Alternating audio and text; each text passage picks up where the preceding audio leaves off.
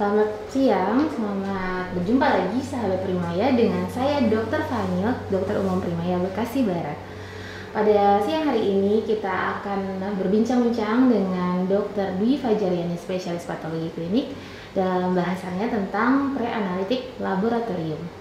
Baik, langsung kita sapa saja. Selamat pagi Dr. Dwi. Selamat pagi Dr. Fanil. Sedikit saya ceritakan dulu ya tentang Dr. Dwi ya. Jadi Dr. Dwi Fajariani ini merupakan dokter spesialis patologi klinik yang bertugas sebagai penanggung jawab di Laboratorium Primaya Hospital Bekasi Barat. Beliau lulusan dokter umum dari Universitas Kristen Indonesia di Jakarta dan melanjutkan pendidikan spesialisasinya di Universitas Diponegoro Semarang. Baik dokter, kita mulai aja ngobrol-ngobrol kita pada siang hari ini ya dok ya. Dok, ini kan kita mau ngobrol tentang preanalitik laboratorium. Betul. Dok, boleh diceritain dok biar semua pada mengerti dan tahu nih apa sih yang dimaksud tentang preanalitik laboratorium itu. Baik, terima kasih Dr. Fanil. Gimana sehat hari ini dokter? Sehat dok. Alhamdulillah. Jadi kalau kita ngomong preanalitik laboratorium, berarti kita membicarakan tentang persiapan yang kita lakukan sebelum sampel atau spesimen itu kita lakukan pemeriksaan. Jadi langkah mulai dari persiapan, pengambilan sampel, pemilahan jenis pemeriksaan itu masuknya ke kondisi preanalitik. Dan menurut beberapa penelitian atau jurnal atau textbook bahwa hal yang kita persiapkan pada saat preanalitik itu memegang peranan sekitar 40-70% dari tingkat keakurasian hasil dari pemeriksaan lab itu sendiri. Jadi begitu pentingnya preanalitik itu, makanya kita harus lebih memperhatikan, lebih kalau ada yang perlu dipersiapkan kita persiapkan, kalau ada yang menjadi syarat harus kita patuhi syaratnya atau requirement-nya supaya hasil yang kita keluarkan dari laboratorium atau hasil yang kita dapatkan untuk pemeriksaan itu sesuai dengan kondisi pasien. Kalau kita ngomong preanalitik tentu ada analitik, ada post analitik gitu ya dok ya. Jadi preanalitik tuh apa aja sih gitu kan? Mulai dari kondisi pasien itu bagaimana, lalu ada persiapan apa enggak, contohnya persiapan puasa seperti itu. Lalu kondisi pasiennya apakah dari lingkungan, misalnya pas kita tinggalnya di daerah yang dataran tinggi atau dataran rendah, atau pasiennya sendiri dalam pengobatan apa enggak, misal contohnya. Lalu jenis kelamin, umur, itu salah satu yang mempengaruhi kondisi preanalitik. Lalu yang preanalitik selanjutnya adalah dari persyaratan yang tadi saya bilang bahwa pemeriksaan tertentu membutuhkan antikoagulan atau tabung tertentu untuk syaratnya. Lalu misalnya kalau itu kultur dia butuh wadah yang khusus untuk dan lain sebagainya. Banyak sekali. Jadi hampir semua pemeriksaan itu kita punya preanalitik yang spesifik masing-masing pemeriksaannya. Lalu kalau kita ngomongin analitik itu apa sih gitu. Jadi mulai dari sampel itu masuk ke mesin. Jadi kondisi mesinnya bagaimana, atau ketika kita melakukan pemeriksaan manual, tahapan pemeriksaan manualnya. Dan kalau kita bicara mengenai post analitik, kita ngomongin bagaimana hasil itu bisa kita rilis dan pencatatan atau pelaporan sampai hasil itu diterima oleh pasien. Cuman ini kita ngomong sedikit aja dulu masalah preanalitik. Panjang kan bisa berjam-jam ya. Betul, Jadi biar nanti. Betul. Jadi kita hari ini ngomongin preanalitik aja dulu dong. Gitu. Ya, jadi tadi preanalitik itu sendiri dipengaruhi oleh pasiennya sendiri, alat-alat yang dibutuhkan tersebut. Betul. Jadi si pemeriksa ini pun harus tahu ya mana-mana tabung tabung apa untuk kondisi apa dan untuk pemeriksaan apa. Betul. Juga berarti termasuk dengan SDM-nya juga yang harus menguasai ya si teknik-teknik preanalitik tersebut. Betul. tadi disampaikan kalau ada beberapa pemeriksaan yang membutuhkan puasa. Ya boleh dok disampaikan ke sahabat Primayani apa-apa saja kah pemeriksaan yang membutuhkan puasa? Betul. Jadi memang ada beberapa pemeriksaan yang kita butuh persiapan puasa sekitar 10-12 jam. Kurang lebih apa saja sih jenis pemeriksaannya? Itu gula darah puasa. Terus untuk pemeriksaan lipid profile tuh untuk pemeriksaan trigliseridnya kita butuh puasa. Lalu pemeriksaan misalnya insulin puasa. Lalu ada lagi kalau misalnya kita mau tes agregasi trombosit itu juga butuh puasa, persiapan puasa. Jadi biasanya kita akan informasikan ke pasien kalau memang ada pemeriksaan yang butuh requirement untuk pemeriksaan puasa gitu dokter.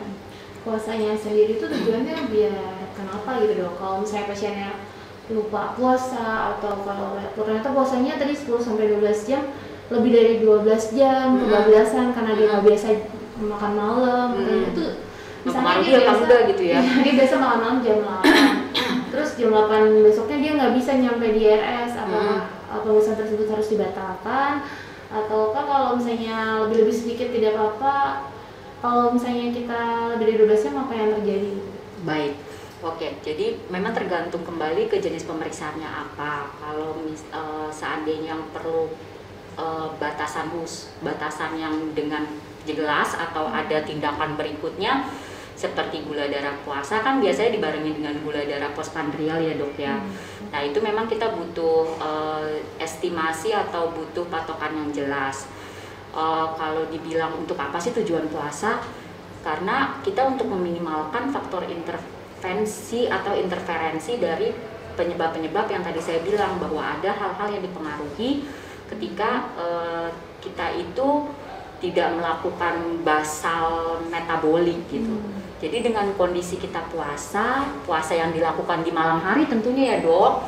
Jadi kita harapkan itu meminimalkan pengaruh-pengaruh dari luar seperti misalnya aktivitas yang berlebihan atau diet, pasokan obat atau kondisi kadang aktivitas yang berdiri, duduk, jalan itu juga ada parameter-parameter tertentu yang dapat dipengaruhi oleh kondisi hal tersebut. Jadi diharapkan dengan puasa yang dilakukan malam hari dan sampelnya itu dilakukan pada pagi hari itu meminimalkan interferensi. Atau kita pengen tahu nih modal nih pasien istilahnya gitu, itu berapa sih? Nah, terus kalau misalnya ini puasanya berlebih gitu gimana? Kalau saya sih kalau misalnya selisihnya masih 1-2 jam itu saya masih dalam batas toleransi dan biasanya nanti saya berikan catatan. Itu penting buat dokter nanti mengestimasi mengenai hasil yang dikeluarkan apakah memang sudah sesuai atau oh ini bisa jadi nih hasilnya misalnya jadi lebih rendah karena puasanya berlebih gitu. Itu contoh pada saat misalnya gula darah puasa gitu ya.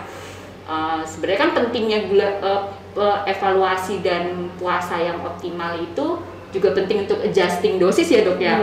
Mungkin dokter yang sering memberikan obat butuhnya kita untuk evaluasi seperti itu.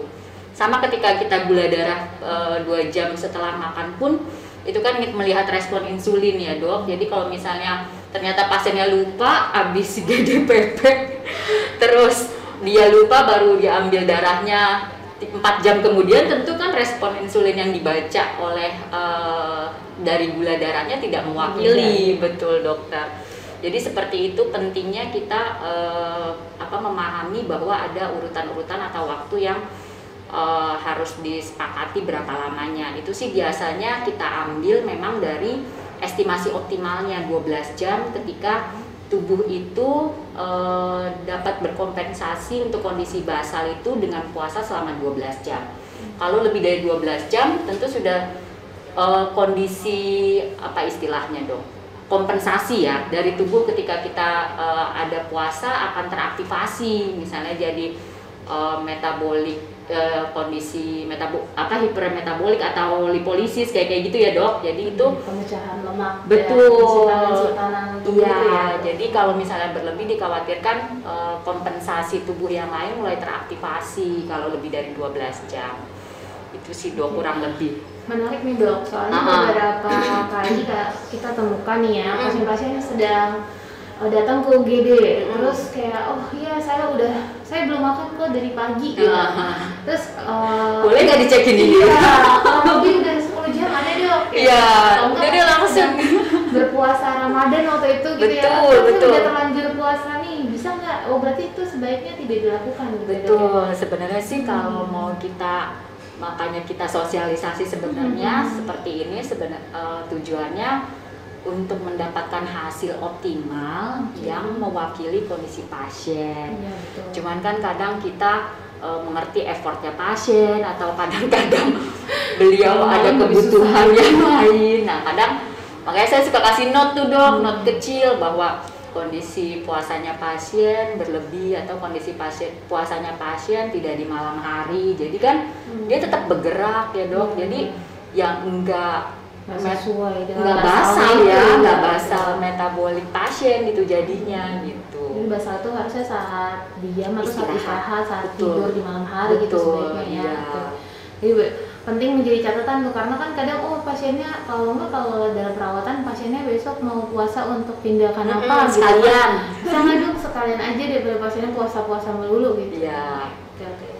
Jadi menambah pengetahuan, mungkin dokter-dokter umum selain orang awam juga belum tahu tentang hal ini dok. Iya. Ya baik dok. Terima kasih kalau begitu. Nah terus untuk hal-hal lainnya nih dok, misalnya tadi kan kita ngobrol tentang laboratorium nih, tentang persiapan puasa ya. Misalnya ada pasien aku tuh yang kayak dok ini sampel darahnya lisis, sampel darahnya clotting gitu. Itu maksudnya gimana sih dok? Maksudnya apa gitu ya? Ya jadi kalau kita bayangkan dok, komponen darah itu kan kalau yang baru diambil itu namanya whole blood ya dok, jadi keseluruhan darah gitu. Tapi ketika darah itu kita dibiarkan saja atau kita lakukan sentrifugasi, nanti baru dia itu kelihatan ada yang bagian beningnya, ada yang bagian agak pekat di tengah-tengah, dan bagian sel darahnya itu sendiri di bagian bawah. Nah, pada beberapa pemeriksaan seperti kimia klinik itu kita biasanya ambilnya justru yang beningnya itu dok, yang beningnya. Nah, kalau misalnya untuk pemeriksaan hematologi kita ngambilnya darah keseluruhan. Makanya saya katakan di awal tadi bahwa pemilihan tabung, perlakuan sampel itu memang penting untuk kita ketahui tergantung dari pemeriksaan masing-masing. Balik lagi ke lisis itu apa sih gitu ya. Lisis itu biasanya selnya pecah dok, sel darah merahnya pecah, nanti akan terlihat di plasma atau serum yang bagian bening itu dok. Jadi membaur gitu ya. Betul, jadi yang warnanya harusnya bening, kok ini plasma atau serumnya jadi pecah karena akibat dari pecahnya si sel darah merah tadi. Gitu. Terus, nah itu bisa mempengaruhi nggak? Bisa. Jadi kalau misalnya untuk pemeriksaan hematologi, kalau sel darah merahnya pecah, Hb-nya jadi tinggi dok. Malah tinggi? Malah tinggi, karena kan berarti hemoglobin yang biasanya, banyak, gitu betul ya? yang kita ukur berdasarkan reagen tertentu yang terbaca warnanya, kalau lisis itu jadi dia lebih banyak yang pecahannya itu, jadi terbacanya jadi seolah-olah lebih tinggi. Itu namanya tinggi palsu. Palsu itu. Nah, kalau misalnya pada pemeriksaan kimia yang tadi misalnya ureum kreatinin, SGOT, SGPT, gula darah, dia itu metode pembacaan alatnya dengan pembacaan panjang sinar gelombang dok. Jadi kalau misalnya kita harusnya menggunakan sampel yang bening, tiba-tiba sampel kita jadi merah, nah itu akan menghalangi si alat untuk membaca analit yang terbaca di spesimen itu secara benar. Jadi hasilnya tidak mewakili kondisi pasien sesungguhnya. Ada beberapa kadar tertentu kondisi lisis yang masih kita toleransi. Ada juga yang memang udah nggak bisa nih lisisnya, emang harus sampel ulang gitu. Jadi betul kondisinya lisisnya terlalu parah gitu, terlalu berat, jadi itu akan mempengaruhi penghasilan. Jadi makanya kita minta sampel ulang. Nah itu contoh-contohnya dok untuk lisis. Nah kalau untuk clotting itu apa sih gitu ya. Nah, kalau clotting itu ada beberapa pemeriksaan juga yang dia syaratnya nggak boleh ngeklot gitu, seperti tadi hematologi. Kalau dibilang ngeklot itu ada yang kelihatan banget. Jadi pas kita cek sampelnya itu, pas kita ambil itu kayak jendelan-jendelan kalau kita lagi haid gitu dong. Udah bergumpal. Tapi ada juga yang perlu bantuan mikroskopik. Jadi kadang teman-teman di lab itu suka ngomong clotting, padahal maksudnya mungkin trombosit yang bergerombol gitu. Jadi nah kalau seperti itu kita butuh bantuan mikroskopik. Tapi prinsipnya yang dibilang clotting kalau secara general itu adalah sampelnya yang bergumpal tadi gitu. Kok bisa gitu ya terjadi ya dok? Ngomongannya. Betul. Nah kalau lisis sebenarnya ada kondisi-kondisi pasien yang memang lisisnya itu karena kondisi si pasien itu sendiri. Jadi pasien TURP dok. Pasien TURP? Itu kan dia dalam irigasi ya dok ya, irigasi. Betul. Nah itu membuat kayak dilusi dan di dalam intravaskulernya itu kayak turbulence gitu ya. Karena dia dosis tinggi. Betul, diguyur. Cairan yang masuk. Ya, jadi waktu itu saya dapat beberapa kali laporan bahwa pasien-pasien yang dilakukan TURP kan mau cek elektrolit tuh biasanya dok. Dokter kok ini hasilnya lisis terus, ini udah diambil lisis lagi gitu kan ya. Ya itu mah emang lisis dari pasiennya. Jadi kalau misalnya masih dalam batas toleransi yang tadi saya bilang pada lisisnya, biasanya saya tetap running. Tetap running, dan kalau terbaca dengan baik oleh alat tanpa ada flagging atau apa-apa pasti saya keluarkan. Terus yang kedua snack bite tuh. Jadi misalnya pasien dengan gigitan ular, kan gigitan ular menyebabkan lisi itunya toksinnya ya, betul, hemolisis intravaskular. Jadi pasien itu memang bukan karena proses pengambilan, tapi memang karena kondisi pasiennya. Terus itu yang paling sering dok, dua kondisi itu, gigitan ular sama si TURP tadi, terus sama electrical injury. Betul, itu juga betul. Jadi itu biasanya menyebabkan hemolisis intravaskular. Tapi ada sih kondisi lain juga yang menyebabkan lisis. Misalnya pada saat kita pengambilan sampelnya sulit. Jadi butuh butuh diprovok atau sampai berkali-kali gitu kan. Nah, itu dia di dalam selnya sendiri misalnya kondisi hematomnya yang terambil atau memang sudah pecah duluan pembuluh darahnya di dalam. Jadi yang diambil itu justru udah pecahannya gitu, kayak sudah hematomnya lah istilahnya gitu. Nah itu biasanya menghasilkan sampel yang lisis. Nah kalau aglutinasi tadi itu dok, bahwa ketika kita menggunakan tabung itu, tabung yang warna ada tutupnya macam-macam, dokter pernah bingung gak sih dok? Kok ada ungu, ada kuning, ada biru gitu loh, hijau ya. Betul, jadi masing-masing itu sudah di-standardize internasional bahwa setiap tutup itu dengan warnanya tertentu dia mempunyai antikoagulan tertentu. Jadi contohnya misalnya kalau tabung tutup ungu itu ETA antikoagulannya. Nah itu biasanya kita peruntukkan untuk pemeriksaan yang membutuhkan whole blood seperti hematologi. Berarti kan kita butuh sampel yang penuh kan, yang darah seutuhnya. Nah itu harus kita lakukan inversi. Inversi itu menghomogenkan antikoagulan yang ada di dalam tabung itu supaya antikoagulannya berfungsi dengan baik. Tercampur dengan darah yang betul. Nah kadang-kadang pada saat pengambilan apakah buru-buru atau apa, jadi faktor yang tadi saya sebutkan tadi dilakukan namun tidak optimal. Jadi mengakibatkan gampang terjadi aglutinasi atau clotting tadi. Namun ada juga kondisi-kondisi yang diprovok oleh pasien, misalnya pasien infeksi berat atau pasien dengan DM itu termasuk yang inflamasi kan ya dok, inflamasi kronik gitu ya. Kadang-kadang trombositnya itu suka nempel. Jadi banyak fibrin, suka nempel. Ya, jadi ada faktor dari kondisi pasien itu sendiri yang menyebabkan si trombosit itu jadi gampang bergerombol. Nah, itu kadang-kadang menyebabkan pseudotrombositopenia dok. Jadi trombositnya terlihat lebih rendah betul dibandingin aslinya dah. ketika kita di bawah mikroskopik itu mendapati dia bergerombol, kita harus menyingkirkan bahwa tidak ada kondisi-kondisi lain yang mempengaruhi. Kalau misalnya kayak pasiennya, pernah waktu itu pasien berkali-kali dia dibilang katanya, oh nih rusak sampelnya apa? Dicurigai alergi EDTA. Iya. Itu gimana tuh dok? Nah itu dok, jadi ada yang pasien memang bawaannya ya, jadi dia itu nggak cocok sama si ETA ternyata. Jadi ketika kita sendiri malah dia nggak bisa gitu ya. Padahal kan itu kita pakai buat periksa hematologi ya dok. Pas kita pakai itu sebagai antikoagulan, kenapa trombositnya cenderung berarisan gerombol gitu ya. Jadi kalau misalnya kita lihat ada kecurigaan ke arah situ, kita pastiin dulu tuh pengambilannya gampang dan prosesnya pasiennya juga nggak sulit, nggak ada infeksi berat yang melatar belakangi. Biasanya kita antisipasi tuh dok dengan pengambilan tabungnya itu yang tutup biru, natrium sitrat. Betul. Ketika misalnya kita sudah menggunakan antikoagulan tersebut, trombositnya misah, lalu terkuak lah ya. Betul. Wah, jangan-jangan nih pasien kemungkinan alergi ETA nih, nggak cocok nih sama ETA gitu. Nah, beberapa kali ada kondisi yang memang oh nih kayaknya pasien memang alergi ETA gitu. Tapi kalau di sini saya sih baru nemuinnya yang biasanya diprovok oleh kondisi infeksi atau inflamasi.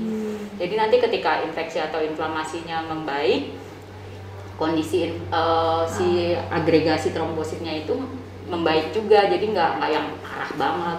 Tapi pernah saya temukan memang pasien MCU yang nggak ada riwayat infeksi dan inflamasi, trombositnya masa cuma 50.000 dok, 50.000 padahal pasiennya kuat ya jalan dan lain sebagainya. Caranya pas kita lihat trombosit 50.000, kita cek di bawah mikroskop, ternyata ya itu bergerombol kayak gitu. Kita cek pakai sitrat, jadi 300.000.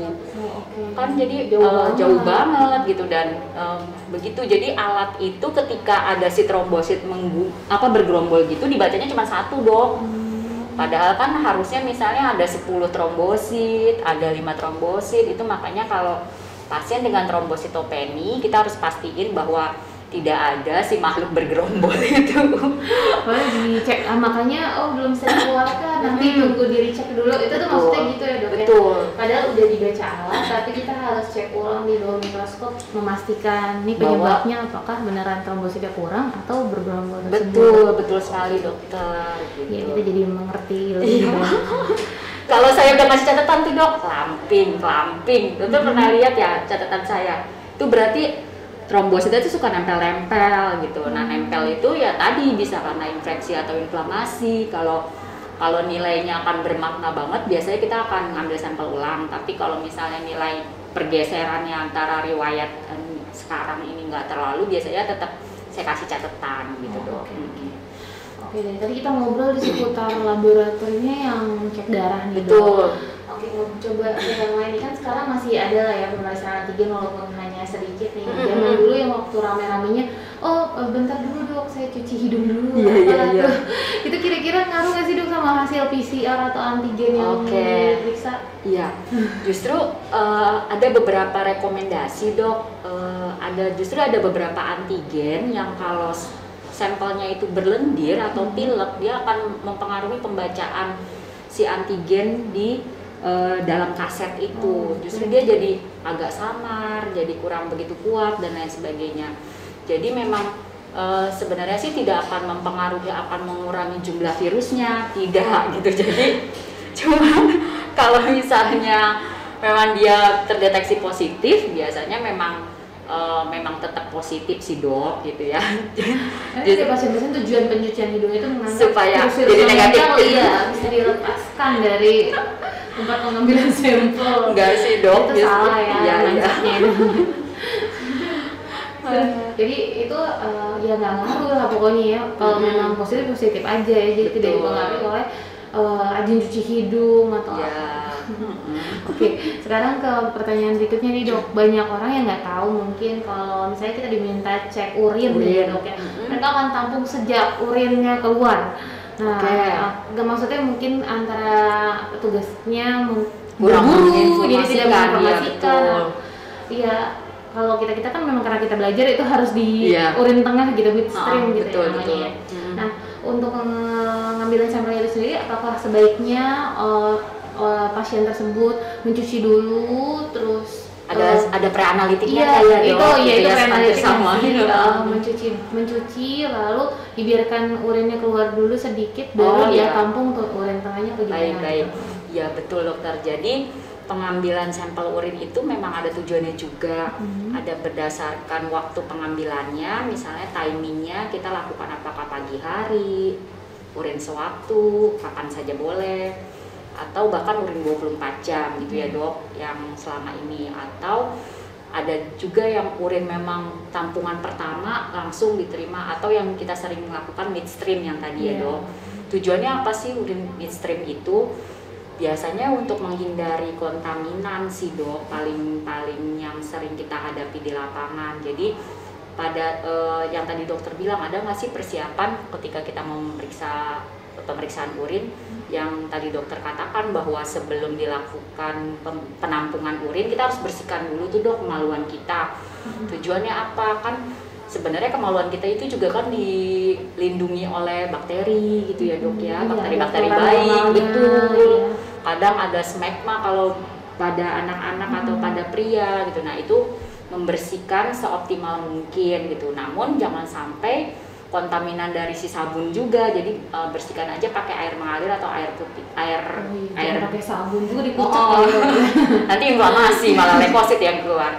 Jadi dibasuh saja, terus habis itu dikeringkan, baru kita keluarkan urinnya. Nah ketika yang dokter bilang tadi bahwa dikeluarkan dulu sedikit, baru ditampung tengahnya dan tengah pancaran tadi. Tujuannya apa? Untuk tadi menghindari kontaminan, misalnya bakteri, atau misalnya kayak kayak epitel dok, epitel. Nah kan epitel itu berbeda-beda ya dok, mulai dari uretra, tengah gitu kan ya, sampai yang di bagian atas. Nanti tuh kita bisa kelihatan dok bedanya, oh ini kira-kira kelainannya di mana ya. Nah itu dari epitel yang berhasil ditampung tadi, terbaca tadi, seperti itu sih dok, ada tujuannya. Terus kalau misalnya kenapa sih ada urin pagi gitu ya dok? Nah biasanya urin pagi yang dihasilkan itu kan setelah kita tidur beberapa jam kan, berarti urin tersebut tersimpan di dalam kantong kemih kita sekian jam, lebih dari 4-8 jam ya. Kita cenderung menahan pipis. Betul. Ya? Nah biasanya komposisi analit tertentu di pagi hari itu dia lebih banyak. Bisa itu protein, atau kalau kita lagi hamil, kadar HCG yang optimal itu di pagi hari. Makanya test pack itu di pagi hari. Betul. Kalaupun kita pemeriksaan masih samar, biasanya disarankan coba ulang urin dengan urin pagi hari, kayak gitu contohnya. Terus begitupun ketika kita menampung urin 24 jam, kadang-kadang banyak yang kurang paham ketika 24 jam itu, oh saya kan ambil jam 10, ya udah sampai besok pagi misalnya jam 5, udahlah kan udah 24 jam, udah lewat sehari gitu ya dok ya. Ada yang mikirnya gitu. Ternyata tidak optimal kalau seperti itu dok, karena kan yang tadi saya bilang analit itu berbeda-beda di tiap waktu dan jamnya gitu. Jadi memang harus ditampungnya, misalnya dimulai dari jam 8 urin pertama dikeluarkan, ditampung sampai jam 8 keesokan paginya itu ditampung yang terakhir jam 8. Jadi judulnya 24 jam. Betul. 8 Jadi emang harus exactly gitu, tidak cuma hitungan hari, kan satu hari udah dilewatin, ya udah selesai nih gitu. Kadang-kadang itu dok yang suka miss. Iya. Baik, jadi selain yang tadi kita udah obrolin, yang laboratorium, yang cek darah, cek antigen atau PCR atau urin, ada pemeriksaan lain nggak dok yang membutuhkan preanalitik itu? Persiapan ya. Nah, ada beberapa juga nih dok, kayak misalnya bagi pasangan yang ingin mempersiapkan kehamilan gitu ya. Biasanya kan dari sisi pria dan dari sisi wanita nih. Nah dari sisi prianya juga kadang kita kan harus analisa juga kan spermanya. Nah itu biasanya butuh persiapan seperti puasa berejakulasi, tujuannya biar sperma yang dihasilkan optimal, tidak dikeluarkan dalam waktu 2-7 hari. Biasanya puasa optimalnya 2 sampai 7 hari puasa bersenggama. Terus nanti mungkin ada secara spesifik kita terangkan biasanya teknik-teknik cara pengeluarannya, Dok. Misalnya nggak boleh pakai lubrikan, harus dengan campur ya harus dengan masturbasi gitu kan. Ada juga yang opsional misalnya pengeluaran secara coitus interruptus misalnya gitu. Nah itu sih sebenarnya bisa, namun beresiko, takutnya nanti misalnya keluar tidak tertampung ya, atau terkontaminasi dengan sekret vagina. Nah itu sih salah satu contoh kondisi preanalitik yang harus diperhatikan ketika kita melakukan pemeriksaan laboratorium, Dok. Salah satunya itu analisa sperma. Baik, Dok, tampaknya udah banyak banget yang ngobrolin ya di siang hari ini, Dok. Udah menambah banyak informasi dan pengetahuan kita di bidang preanalitik ya. Sedikit saya simpulkan tadi ya, Dok ya. Jadi preanalitik ini merupakan hal-hal yang perlu kita perhatikan sebelum kita mengambil sebuah sampel yang akan kita periksa di laboratorium. Betul. Dipengaruhi oleh faktor dari pasiennya, dari alat maupun dari petugas laboratorium itu sendiri. Jadi banyak hal yang perlu kita perhatikan untuk mendapatkan hasil yang optimal. Jadi pemeriksaan ini bukan sekedar hanya ya udah yang penting dicek gitu kan ya. Jadi pemeriksaan ini bertujuan untuk mendapatkan hasil yang optimal sehingga mendapatkan terapi yang sesuai dengan tujuan pemeriksaan tersebut. Betul. Gitu. Terima kasih banyak, Dok, buat ilmu dan informasinya. Bisa semoga sahabat Primaya ini bisa lebih bertambah ilmunya dan tidak tersesat lagi di jalan. Jadi puasa-puasa yang di luar jam tidur itu jangan ya, Dok? Gak apa-apa, tanya sebelum kita ada rencana pemeriksaan, tanya dulu boleh, Dok. Bisa nanya dulu, mau konsultasi juga ya kalau misalnya bingung ada dokter yang bersedia membantu di laboratorium Primaya Hospital. Betul ya, Dokter. Sekian dulu sahabat Primaya untuk Primaya Talk kita pada siang hari ini. Sampai jumpa lagi bersama saya Dr. Vanil dan Dr. Dwi Fajar. Ya. Salam sehat semua. Terima kasih. Sampai jumpa. Sampai jumpa.